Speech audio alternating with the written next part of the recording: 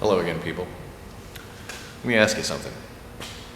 As far as your car or truck or whatever it is, what is the most important thing on that car? Back in a minute with the answer.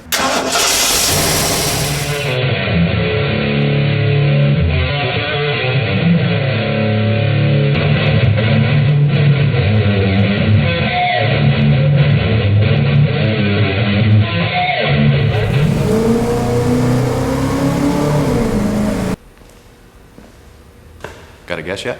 The most important part of your car. Everything about your suspension, everything about your brakes, everything about your transmission, how much traction you have, whether or not you're able to go through snow, any of that kind of stuff, or sometimes even drive on ice. It all comes down to 4 spots that touch the road, and those are called tires. They're pretty stinking important. Today, we're gonna talk about tires. What kind of tires go on my car? That's an excellent question. What do those numbers mean on the side of the tire? Also a good question. Today we're going to answer those things. And we're going to start with how you would go about finding out what kind of tires go on your car. Now, tires obviously come in many different sizes. Some engineer that designed your car or truck went through an awful lot of trouble to try to figure out exactly what tire size to use. This is where you find it. A lot of cars will have one of these stickers. It may be a different color, but it will tell you exactly the tire size. It will also tell you the wheel size, and it also tells you how much pressure to put in that tire. So in this particular case, cold tire pressure will be 35 psi. The inflation of the spare tire is also here at 60 psi. If you don't find this on your inner door pillar, another good place to look, owner's manual. Now there's a lot of different things to consider when purchasing tires. I usually try to stick with what was on the car to begin with. However, finances and certain situations, like say you have a blowout somewhere or something like that, may not allow for this. So the first thing you need to consider when buying tires is that you get the correct size. We just went over where to find the correct size, but I'm going to go over what those different sizes mean. It all boils down to these 3 numbers. Now, whenever you're looking to shop for tires, you're looking for a particular tire size. You'll have this first number, this 215, the second number is 60, and then the R16. And the rim size is this final number. And this final number is 16 in this case, which means that this tire mounts onto a 16-inch rim. The first number is the width in millimeters of the tire tread itself. So in this case, this one is 215. So that means that the width of this tire from here to here is 215 millimeters. And I know that's kind of strange that they would put inches and millimeters both in the same place to describe one thing, but that's what it is. The second number is what's referred to as the aspect ratio. And what that means is, in this case, 60.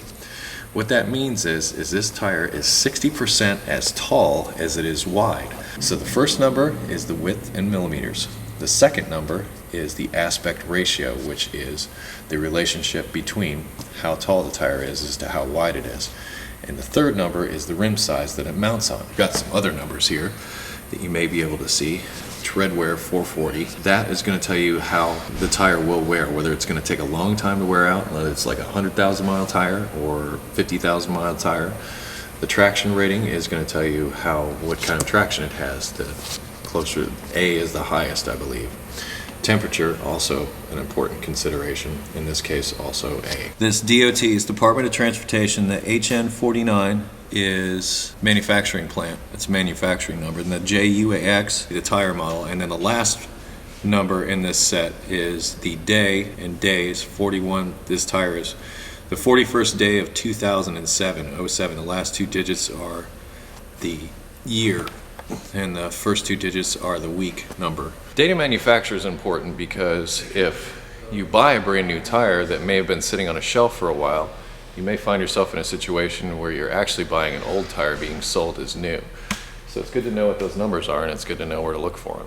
That way, when you go to buy a new tire, you're sure it's a new tire and not an old tire. Now that is a tire. Tire sizes on tires like this are a little bit different than what they were before. Instead of having the first 2 numbers being the width in millimeters and the aspect ratio, which is the percentage of height versus width, these tires have a different measurement altogether. And this first number here, this 37, is the height of the tire from the bottom to the top.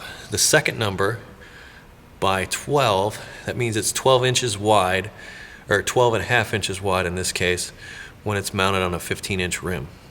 And the LT stands for light truck. So on these bigger tires, they have different sizes that are different than the regular passenger car tires. If we come over here, as you can see, it's similar to what was over there, where you have 33 inches, that's how tall the tire is, 33 inches by 19.5, which is how wide the tire is, and it's mounted on a 15-inch rim. Well, it's not as slick, but it sure is close. As you can see, it's a pretty wide tire when you're talking about 19 inches in width. Taking all that into account, tires can be pretty complicated, but once again, they're the most important thing on a car because everything about that car touches the road where those tires meet the road. Take them seriously. My advice is try to put on the same kind of tire that was on the car or truck originally. Oh, one more thing. Nitrogen inflation has become something that's quite talked about. The air that you're breathing right now consists of about 80% nitrogen as it is, and there's only about 20% oxygen and other trace elements that are in there. It's supposed to maintain tire pressure and tire temperature over a longer period of time. Whether or not that extra 20% makes a difference, I don't know, but it can't hurt. I'm not saying nitrogen inflation is a bad thing or a gimmick. I'm just saying that as far as whether or not it's going to benefit you, whether or not it's something you have to do, is really up to you. One last thing. Some tires are what's referred to as directional, which means that they're only supposed to rotate in one direction. On this tire here, you can see that there is a specific rotation. Now, whenever you're rotating these type of tires that are directional, it's extremely important that you keep these tires on the same side of the car. If you cross-rotate them, then you cause them to rotate in the opposite direction, and it may cause damage to the tire. So you want to make sure that when the tires are mounted on the car, or if you get new tires, that they are traveling in the correct direction. One final thing, how do you know when your tires are worn out and need replacement? Very good question. The rule of thumb is they have a tread wear indicators on the outsides of them. When the tire wears down to this point where this is even with the rest of the tire, they're considered to be worn out. However, I have seen tires, like this one for instance, that don't necessarily appear to be worn out, but they're starting to just get this wear on the outside edge here, or they're starting to get much harder and not as pliable, and they lose their traction after a period of time.